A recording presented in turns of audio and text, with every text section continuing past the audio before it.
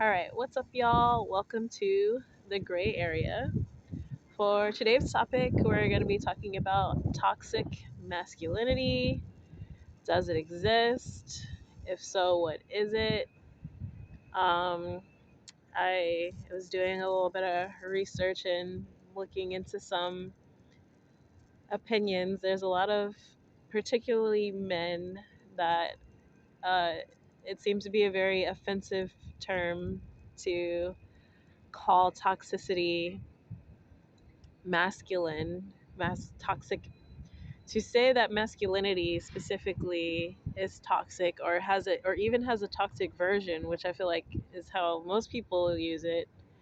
I don't believe that anybody is implying that masculinity itself is toxic. That's why there's masculinity, and then there is also toxic masculinity. So that right there is already just that right there is already saying that there is a difference because we're putting this qualifier of being toxic on it, not just implying that all masculinity is toxic. So I would say to define what toxic masculinity is specifically, it is masculinity, and this is just my personal definition from what I've observed and what I've read and things I've seen and how I feel as a woman. It is masculinity that is, it's like the farthest extreme kind of masculinity that comes at the expense of others and yourself. That it, like, so a lot of men, they kind of hurt themselves. Like, I think a lot of people know that men have the highest suicide rates. They're told they're not allowed to cry, they're not allowed to feel their feelings and express themselves. The depression rates are really high.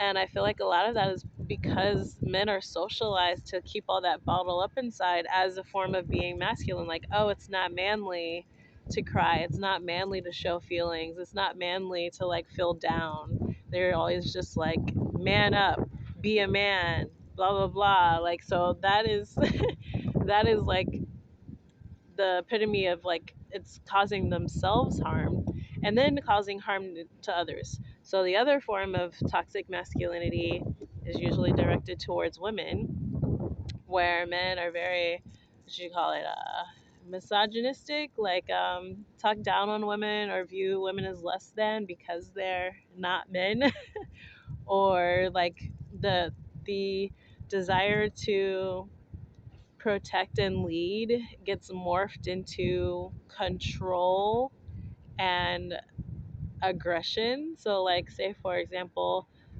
a man really wants a woman and she is not into him. It bruises his ego, and he's like, like to protect it, like he feels like his manhood has been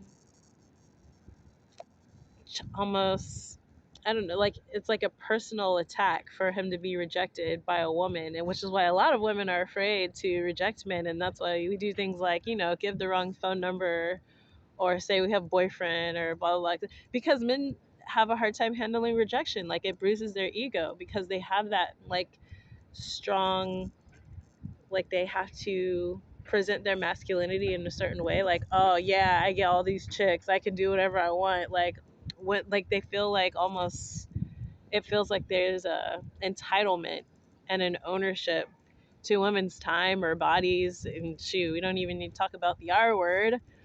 That is the desire to overpower other people and feel bigger than, and feel, just make themselves feel like they're powerful because they are the stronger sex or gender or whatever.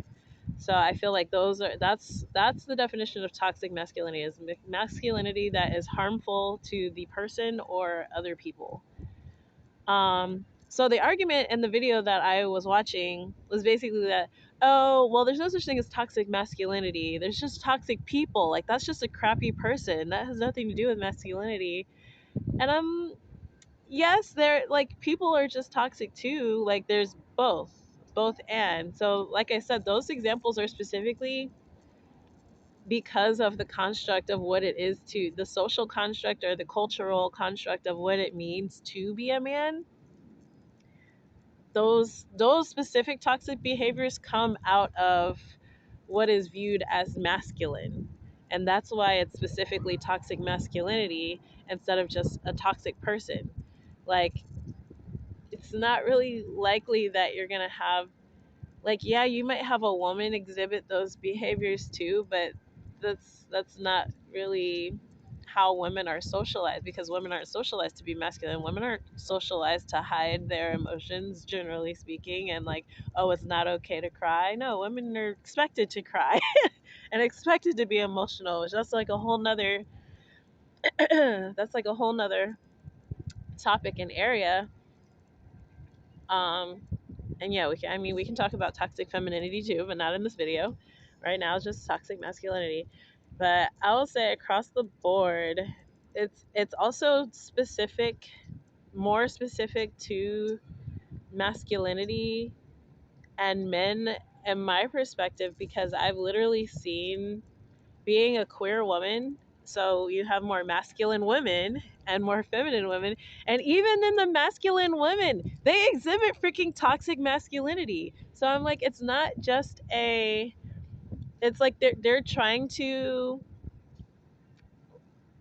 and not saying that all masculine queer women are like trying to be like men, but some of them very much are. They're trying to be just like men. I hate to say it, like, I'm probably going to get hate for saying that, but I mean, you can kind of feel and tell when a masculine woman is just being truly in her masculine side, and like expressing like she just has, she's in tune with her masculinity, versus they're literally just what do you call it, modeling the behavior of men, or like they might have been raised in like the same areas or the same ways socially as men that exhibit toxic masculinity, and they're just like emulating the exact same thing.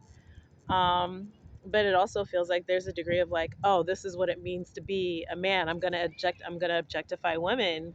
I gotta be tough and hard. I gotta be like big and bad. Like, that's toxic thinking. No, you gotta be yourself. Like, be your freaking self. You don't need to like try to be bigger than somebody else, or try to prove your manhood, your manliness, or your masculinity. If you're a masculine woman, like, there's no need to, this idea that you have to prove it and you have to show it, and that comes at your expense and others' expense. That's what makes it toxic. Healthy masculinity, let's define healthy. By contrast, healthy masculinity is when you're aware that you have masculine traits, man or woman, and you embrace them, and in a healthy way. Like, you recognize that, like, oh, I like to protect others. I like to feel strong and confident. Oh yeah, like I'm secure in myself. I can go and get this job. I can go and make this money. I can go and do this, and like it's just that, I feel like it's just the strength. It's just a quiet strength. Like, you don't have to be out here trying to prove and impose your will on other people. You literally can just be yourself and be comfortable in that protective nature, in that strong kind of dominant nature. And there's no, it's not it's not hurting you, like, you're in a healthy place mentally, and it's not hurting somebody else. um I feel like there's so many ways that you can describe it, or or things that you can add to that from what I said. Like, I feel like I just said kind of like the very more basic stuff. But yes, the answer is yes, there is such a thing as specifically toxic masculinity and femininity. That's a different video. um, and yeah, overall, one of the reasons why I actually don't usually talk to a lot of men, like, I've never been lesbian, but I've also never really dated men seriously, because because there are behaviors that are specific to men that are huge red flags and turnoffs. So, like, yeah, we recognized even before toxic masculinity was a big thing. Like, I recognized there were certain things about men that I was like, why? It's like just automatically assuming that I should just listen to them, whether they know what they're doing or not, or like trying to take away my autonomy and want to be kind of like controlling. And I was like, no, this is weird. Like, why would I want to do that? Or just expecting me to behave according to a certain mold or idea that they had in their head instead of just letting me be myself. And I was like, why does me just being myself and my version of femininity take away anything from you or make you feel like, I don't know, like I'm somehow devaluing your masculinity, or I'm not being feminine enough or whatever. Anyways, it was just freaking, it was weird with guys.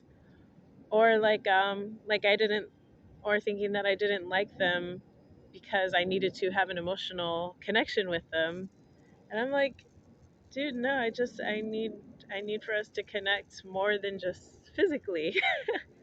So yeah, like my experience, like guys are kind of, not all guys, but a lot of guys do fall into these patterns of behaviors, unfortunately. Um, so gonna go ahead and wrap this up. If I missed anything, let me know in the comments. Like, this could literally, man, this is a good one to actually have a guest one for sure. I would love to discuss this with a man. So if I find one, I'll redo this video as a full discussion. And other than that, um, yeah, like, subscribe. I'm trying to keep these consistently at least once a week, maybe twice a week. Um, Peace out, y'all.